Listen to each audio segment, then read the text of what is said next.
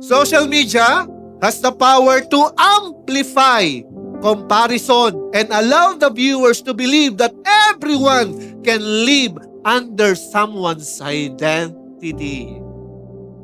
Sino ditong nakapagsabi ng maraming beses na hindi niya na mabilang, sana all?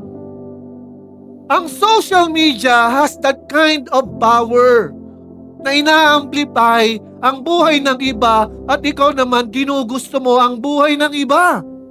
And hiddenly, hindi mo napapansin na di-develop ang capital I. Ano na di-develop? Oh, alam nyo pala, adi pag nagsana all, nagsisimula na pala sa buhay mo ang naiinggit ka. Dito pa lang makikita natin nasa na ang inner joy. Kung ang identity at label about the happiness of others ay doon mo na dinidefine ang sarili mo. Kino-compare mo ang sarili mo sa kanila. Parang sinasabi mong kambal kami. Hindi naman pwede, no?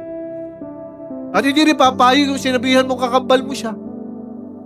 Yeah, malinaw.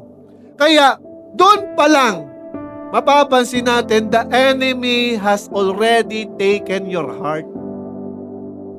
Yeah? Nakuha na ng kaaway ang puso mo. Kaya, namamanipulate kung saan ka magiging masaya. Kaya, ang social media laging may daya.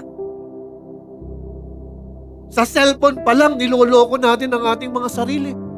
May filter. Di ba? Nakaka-connect tayo lahat. Kasi, there is a shadow behind sa social media that will somehow affect who you truly are.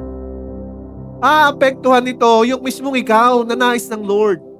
Kaya yung inner joy, inilalayo sa'yo ng social media. At ikinukunek ka naman sa kagalakan o kasiyahan ng iba. Ayun, nakikita mo naman doon, hindi mo kakilala. Diba? Nainggit ka na. Mamaya, ano ka na rin, sumasayaw-sayaw ka na rin. Naghahanap ka na rin ng follower at liker. Halos araw-araw, minung-minuto. Uy, dami na ng aking ano. Tapos mamaya, nabawasan. Sino kayang umalis? Diba? Binibilang natin ang followers natin. Pero nakakaligtaan natin ang definition ng identity natin. Dapat follower ka ni Christ.